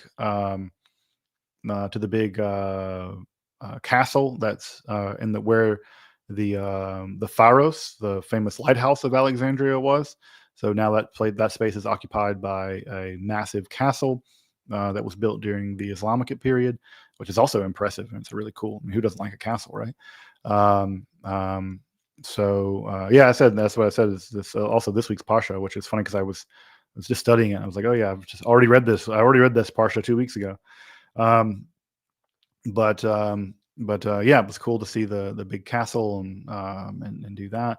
And then we got to see sort of a little bit of the remains of the Fort Kaibe, which I would say is a castle, because it does have castles have to have keeps, right? So it's a fort, but insofar as it has a keep, I think it makes it a castle. I think that castleizes it. I don't know, but I think if it has a keep, which I think the fort did have one. I think it had a keep. So I don't know, castle, citadel, whatever you want to call it. But really a cool building. It has also the second oldest mosque in Alexandria, which was also cool to see. Um, and the next day we were um, in the catacombs, the Roman period catacombs, which began as a single family crypt, and it's a actually wonderfully bizarre crypt because it contains this interesting mixture again of a clearly distinctly Egyptian imagery, but with this Roman influence. So you have a picture of Anubis, but kind of wearing Roman armor or something. So it's absolutely weird. Um, it's actually sort of a weird mixture of art, but it's great. I mean, it's exactly the kind of thing that that kind of syncretism which we see in the Greek magical papyri, and really wonderful to see it not just in the Greek magical papyri, but also to see it in literally in the tombs of people like Petasiris and in the tomb found there at uh, at Alexandria. And then we got to see the remains of Roman Alexandria, which include a pretty small little theater, which I would be, who knows if it were a theater or just a meeting room, but it would have been a very small theater, 500 people max. But one of the most touching things for me to see actually at that site, which is, so if you sort of go down the road from the theater and take a right, on your left, you'll see the Roman baths. And there's this huge complex of, Roman bath in England, or the baths of Caracalla or whatever you'll recognize really immediately as a Roman bath. But just before that, on that same road were the so-called lecture halls. And this seems to have been rooms where people could have lectured. They seem to be rooms where education would have happened, or something would have happened. And the best guess is that they were lecture halls. And I don't know. I had a moment of a quiet reflection there, just imagining who all lectured in those halls, during the Roman period. Was did Basilides, Carpocrates, was Ammonius Saccas uh, lecturing there? Like who in the world? I'm looking out this site, and you're just asking. At least I was asking myself, who else has how many people have I read?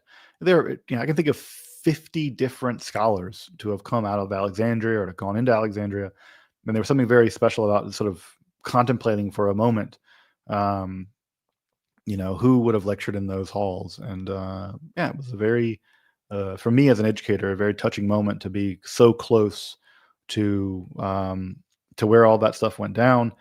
And then, of course, also we went and visited the Serapeum, the remains of the Serapeum, sort of the last major gasp of Egyptian paganism in some ways, aside from, of course, way, way, way in Upper Egypt, where they were able to keep the lights on in the Temple of Osiris.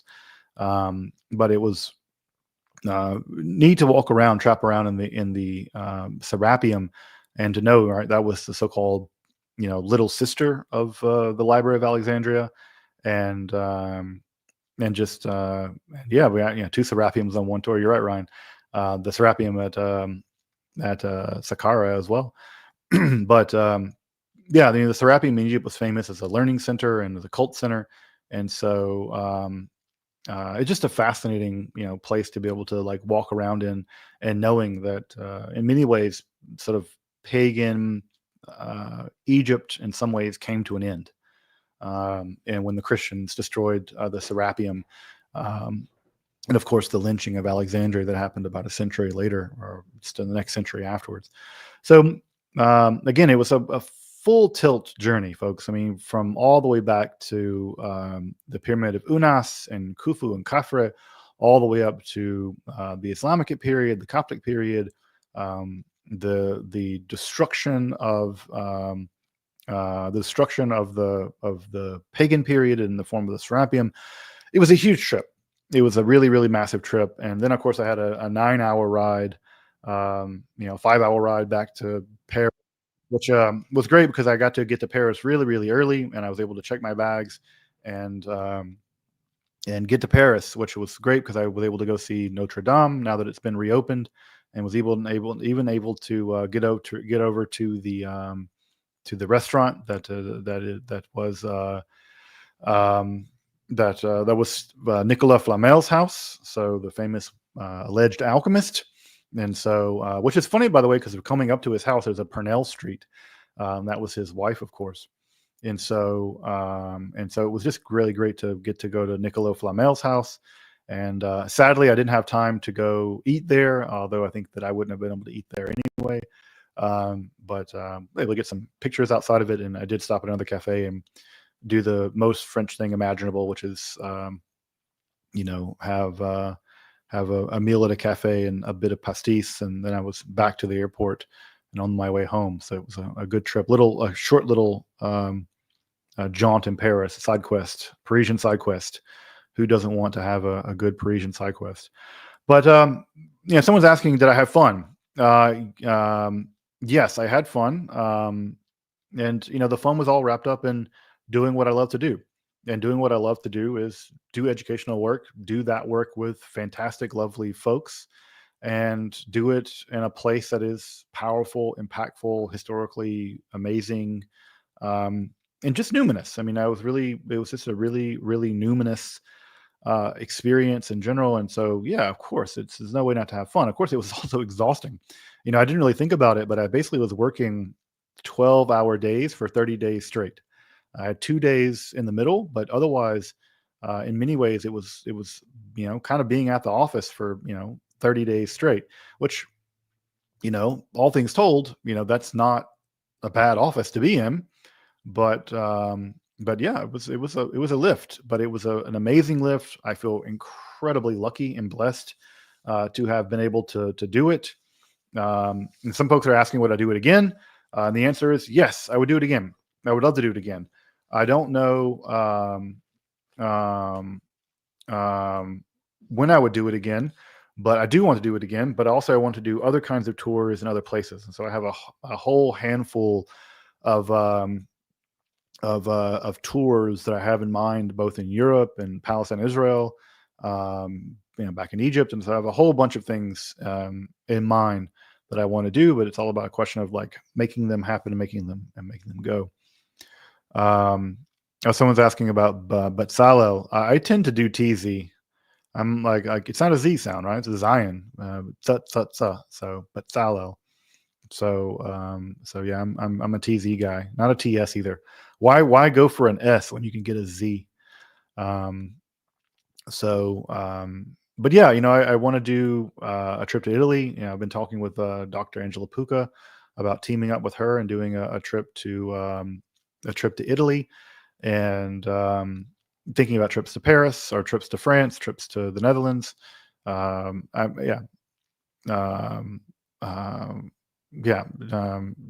about doing all kinds of stuff.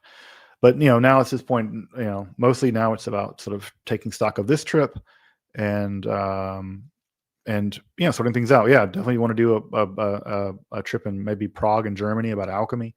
So yeah, this is a thing that's going to be sort of part of the esoterica brand. It sounds so gross to say that, but yeah, something that's sort of is going to be part of esoterica. It's going to be trying to do some of these, what I call in situ learning, where we do touring, lecturing, and this kind of thing. So when is the next one going to happen? I don't know. I'm still sort of in the afterglow of this one. I want to really do a lot of I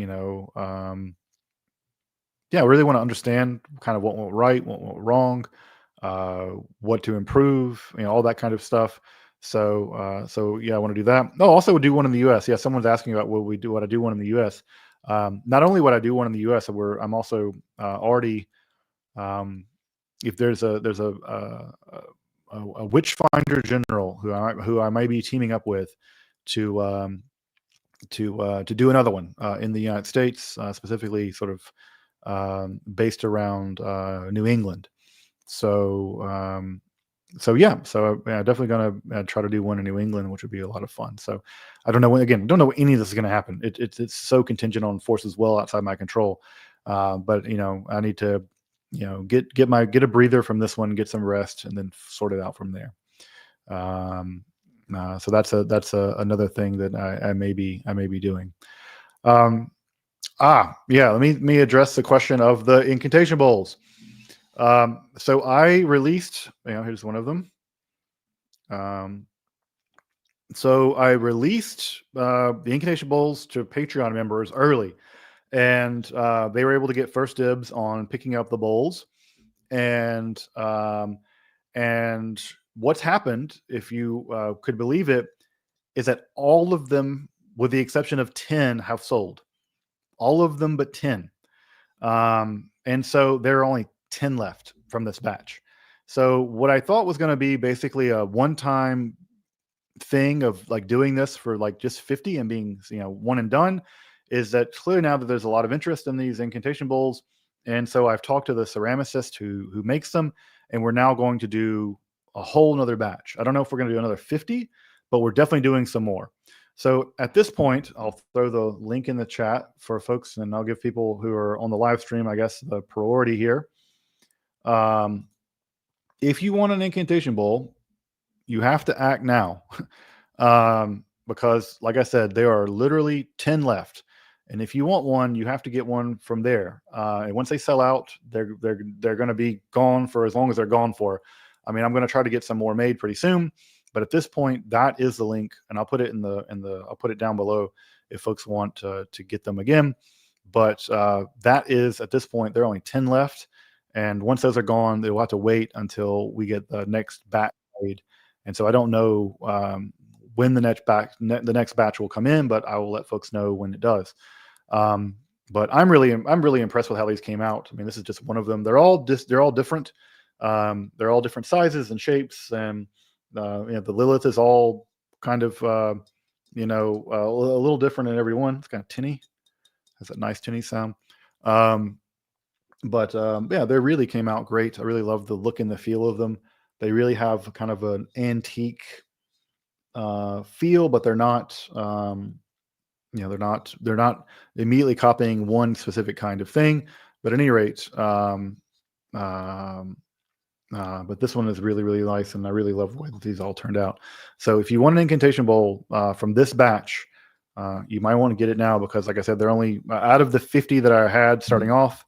My dear patrons who make this channel possible got the first 40, and so I did not expect them to go that fast, but that's the nature of things. So if you want one, I would get that sooner rather than later, unless you want to wait and find another one later. But I'm really impressed, and I really like the way they came out. I think the Lilith pictures are especially good. I like the fact that she manages to still, have the cartoon look of the incantation bowls, but there is something, I think, kind of otherworldly and menacing about her, and the way that the way that Dee Dee has done the illustrations. I really, really like the way that they came out. So that's the story of the incantation bowls. I'll let them know. I'll let folks know in the community chat that there's only 10 left at this point. I know I saw some super chats come through. Sorry if I didn't get to those. Let me scroll up really fast and try to get a couple of those real fast. Oh, good. Yeah, I have a little bit of time. Yeah, Imaginista, thank you for the super sticker. Appreciate that. Best book on Thrice Great Hermes. There's a bunch. I mean, obviously, you want to read the Corpus Hermeticum. The best translation out right now, it's Copenhagen, but I would also really recommend David Litwa's translation. Well, is it the best? I don't know. Litwa and Copenhagen are doing very different things, and I would recommend getting both. Maybe get, I like Litwa's really, really a lot too. I taught for Litwa's while on the trip. And then I think the big study, is Christian Bull's book on Hermeticism, which is extremely expensive. And there's Walter Hanegraaff's recent study on Hermeticism. It's also quite expensive, but well worth studying. But yeah, those are the best books. Some of the best books on Hermeticism. I'm going to be doing some work on Hermeticism via the Petasiris stuff. As a DM, do you charge for alcohol at bars? My husband DMs, doesn't even do discounts. We need a high character rolls, even when we're all imaginary. Yeah, I think if you're drinking at a bar in Dungeons and Dragons, you should be charged. I mean, Yeah, it's like collect your tab at the end, but that seems reasonable. Yeah, like I think that I mean even I think that even like the DMG even has like a per diem for the average time that it costs to spend in a in a city or whatever, and what's the name of the big city that I usually set things in. At any rate, yeah, I think that it's right to charge.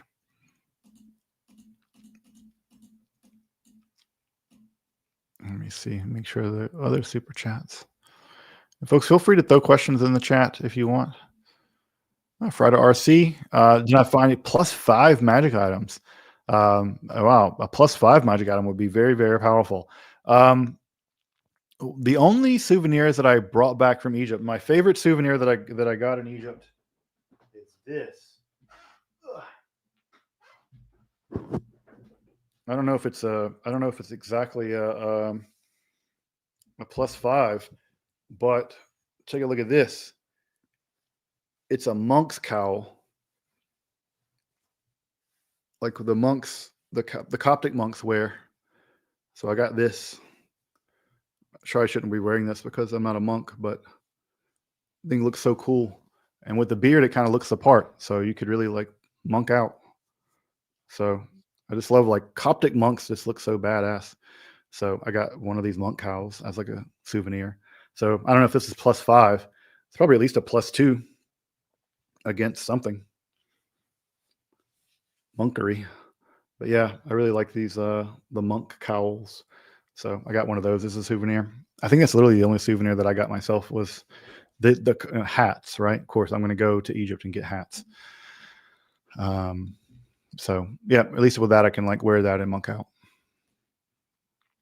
Maybe when I'm wearing that, no one can bother me.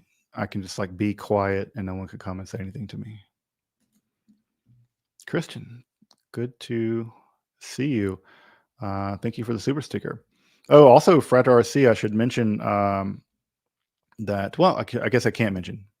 News is coming about about my appearance somewhere.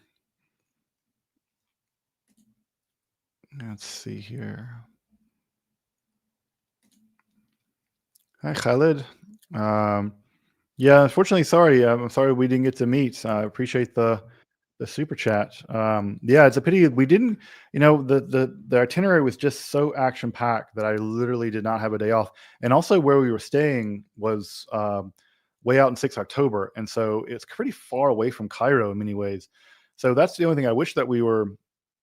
You know, of course, obviously, you want to have your cake and eat it too, right? Where you can like be in Cairo and be close to everything, but also you don't want to be in Cairo and be close to everything. And so we were way out in 6 October, and so even getting an Uber to downtown Cairo would have been pretty, would have been somewhat expensive. So I'm sorry that I didn't get the chance to meet many of the Egyptian folks, but maybe I'll get back there at some point soon.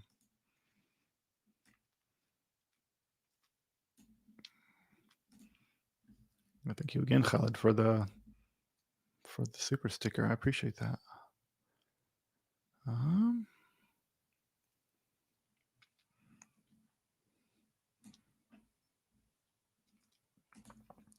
Where was that on sale at the monastery? There was like a little shop that they had where they sold like some clothing, and you could buy some. It's like kind of a grocery store where they sold some of the stuff that you could get, like olive oil and figs, and not figs, dates. But yeah, that's where they had it. And yeah, at first I was like, can you actually buy this? Like, if you're a non-monk, shouldn't you have to like show a monk card or something? But you didn't have to show any kind of monk card or anything. And I was able to, I was able to get the thing, the monk cowl. Yep, there are definitely Coptic nuns. We didn't see many of them because they keep them separated, the monks and the nuns, and so there is a Coptic nunnery, but we didn't see. Maybe I saw like one in passing, but no, we didn't see much in the way of the Coptic lady monks, the nuns.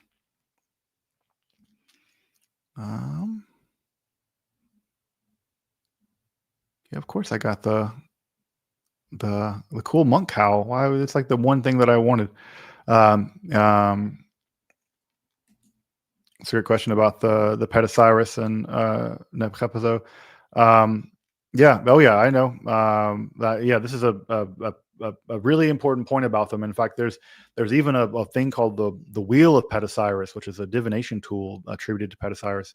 So yeah, I have lots to say about Pedicyrus coming. So um, um, don't doubt it. There's lots more to come about it. Yes, Faerun and Waterdeep. Yes, Faerun and Waterdeep. That's what I was trying to think of.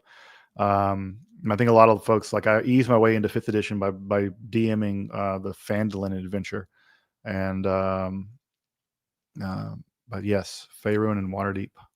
But I grew up playing Planescape, so I'm mostly like I'm good in playing in Sigil. Um, And so when I grew up playing second edition, like AD&D, I grew up mostly playing in the Planescape world.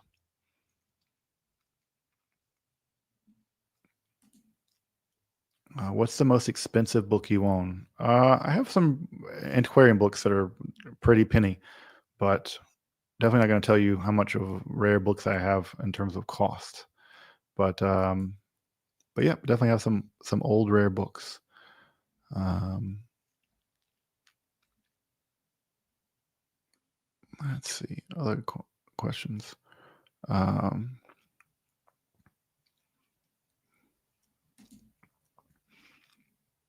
Chimeron the Stoic describes first century CE Egyptian priestly practices that are very similar to Talmudic ones. Um, I mean, the Talmud didn't really exist in the first century CE. So, I mean, like, rabbinical Judaism did, but the Talmud's much later. Um, I'd be curious to see what priestly practices you have in mind. But again, I don't know this specific story, um, but I'd be curious to know more about it.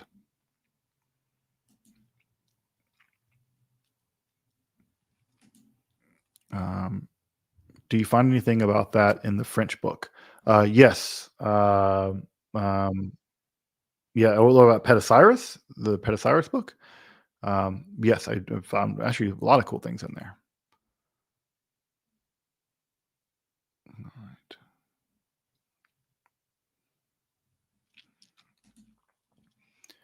How do you feel about Dr. Stephen Skinner saying that after he performed a magical ritual, the birds flew down the chimney and pooped around the magical circle? He said he had photos of this.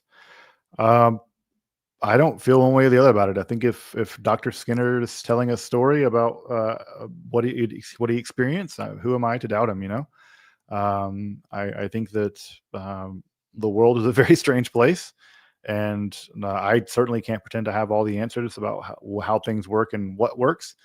But what I can say is when Dr. Skinner tells a story about his experience, I'm inclined to believe him. And if he has photos of it, even more so. I mean, I wouldn't even ask him to produce photos. I would take him at his word. I think it's very important to take people at their words about their experiences. So now, what do I feel about it? I have no idea. It's the kind of thing where if someone says, "What does it mean?" or "What does it prove?" or um, that is the kind of thing where I can't say one way or the other. I don't have yeah I don't have what's the right way of putting it? I don't have enough data to evaluate the meaning of something like that one way or the other. Um, um, no, this is again nonsense. Like this stuff is total rubbish, conspiracy theory stuff. Um, let's see. Um, oh yeah, Vera, they were good dates. They were good dates. I'm glad that I was able to share some with you. Um, am I going to do a podcast on Pedicyrus? Yes, I'm going to do a whole episode on Pedicyrus. Like I said, I'm working up a whole episode about it, and eventually at some point it'll be ready. I'm not sure when. Um, You're Jewish, but your answer seems otherwise. Is your answer still referring to historic gods or God? Thank you. I don't believe in any gods. Like I don't have any evidence that there are any gods. There might be gods. In fact, it would be weird if there weren't gods. At least, maybe a god. But I'm not. I don't currently have enough data to say that there is a god, or that I know much or know anything specific about those gods. But no, I'm perfectly Jewish without needing to believe in a god. Um, in fact, God gets in the way of being religious. And in fact, if the God were real, then you would have to like organize armed. I think you would have to organize armed struggle. You have to organize the angels into armed struggle against God if God were real. Um, so yeah, I think if God were real, you'd have to have like a Maoist insurrection against God led by the angels. Oh, go for it. Spill the beans. So, uh, folks may know I have a longstanding interest in all things John Dee and all things Enochian related, and I got a very kind invitation from Frater RC to come to the Enochia Con that's happening um, this summer, and so I think the official announcement will come down the pike tomorrow. But I'll be presenting there with a lot of folks. I'm really looking forward, especially to meeting and hanging out with brother Aaron Leach, who I've worked with on some Enochian material. So yeah, I'll be there in the summer. We're still working out all the details, but if you're interested in, and I think you said it right, that basically John Dee intersects with everything related to Western esotericism in some way. So everything can be refracted through the lens of John Dee and Edward Kelly and their adventures. Um, then yeah, if you want to come hang out, feel free to register for the Enochia Con. I'll put a link in the description in the chat for folks if you want to come. But I think the official announcement will come tomorrow, if I remember correctly. So it's in Vancouver. Who doesn't want a reason to go to Vancouver, British Columbia, folks? So if you want to come, feel free to. You gotta come. You gotta come check it out.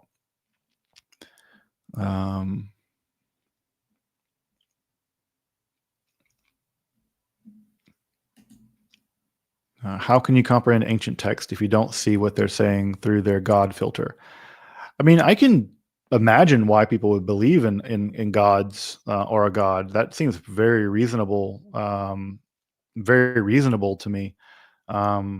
It's just not a position I take, and so I can certainly adopt that position and understand why people would believe what they would believe through the lens of through that lens. It's just not a lens that I find to be metaphysically very compelling. But yeah, I can imagine why someone would believe in Thor or Yahweh or Shinto spirits or Enochian angels or all kinds of things. Many of those beliefs can be perfectly reasonable. I don't have to adopt them in order to make sense of religious texts. I can simply say, from the point of view of someone who believes in these things, this is how they would, how they could work themselves out.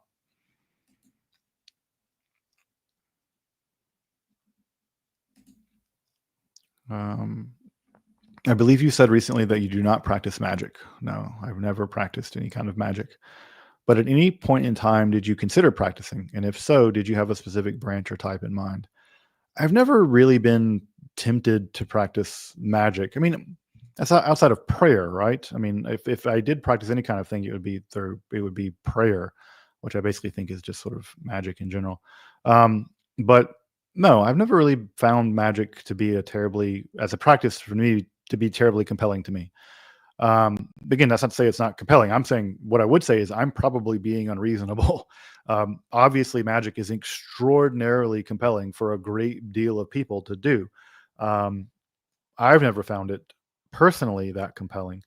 And I think the only system that interests me is purely from an intellectual level is the so-called the Enochian stuff.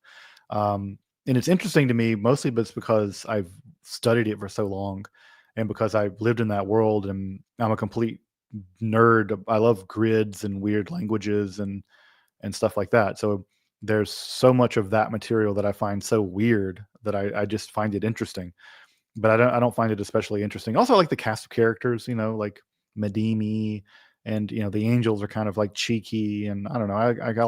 I like those creatures. Spiritual creatures are kind of like fun to watch and fun to read about. But no, I don't find any specific school of magic to be terribly compelling. Maybe Agrippa. I like again, if I were a Christian, I could see a Christian finding Agrippa very compelling. If you're interested in Christian occultism, because I think Agrippa has just an incredibly beautiful theory of the universe and an incredibly beautiful theory of magic and theurgy. But I'm not a Christian, so that doesn't appeal to me so much. So, um, and Merkava stuff just like creeps me out. I mean, I wouldn't, in the same way that I wouldn't try to like sneak into a zoo to jump into the enclosure with a lion. I also wouldn't try to sneak into the sixth palace of the Hechalot and try to get a vision of God. That sounds real terrifying. So, um, the Merkava stuff just scares me more than anything else. But no, I don't have any specific magic I find terribly interesting. Again, outside of Enochian stuff, but that's just because I studied it a lot. I'm sure if I studied, Solomonic magic, maybe I'd be more interested in that.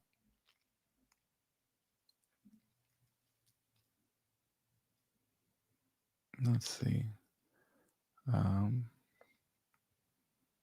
Hank, the conference is this summer. I put a link in the whatever the chat. If you want to come, I'd love to. It'd be great to have folks here. Yeah, I would say that folks who are Christians, I would love to see. And again, I don't have any dog in this fight, but I would love to see like a whole cadre of Christian occultists really bringing back Agrippa. I love Agrippa a lot. I just really I feel such a kindred spirit with him. I really appreciate him as a human being, and I really do think that that's a really, really fruitful place to do some really cool innovation and renovation of this kind of material.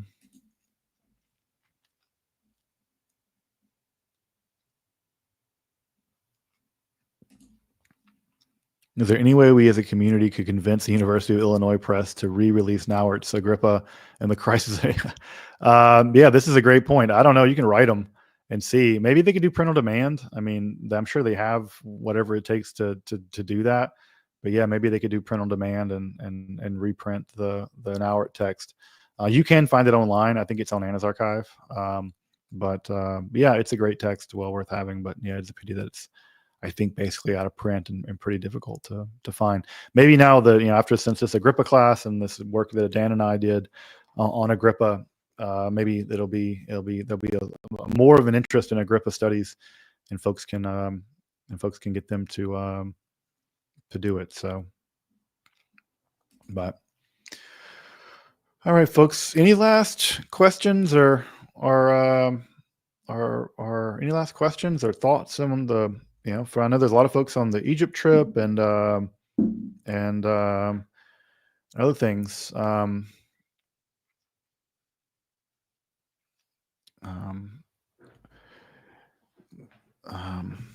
Well, folks, I'm going to. Siddur Dionysius is also really lovely. Well, folks, I think I'm going to call it. I've been on here for about 2 hours. Again, this Egypt trip has been, just amazing. Just being able to pull it off. With many thanks to the folks at Argos, especially Aubrey and Ashraf and all these guys. Really, really amazing. I certainly could have done it by myself. That's for damn sure. But yeah, it was just an amazing trip, and I've just been processing it as I've gotten back. It's sort of like weird because in some ways it seems like a dream or something, like it really didn't happen.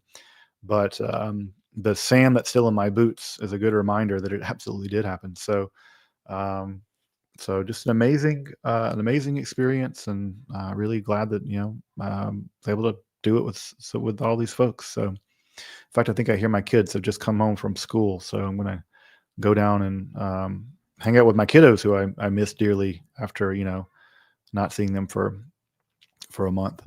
So all right, folks, we'll have a great weekend. I'm gonna go have a nice Shabbat with my family, which is something I also missed on the trip. I'm glad to get some Shabbat. And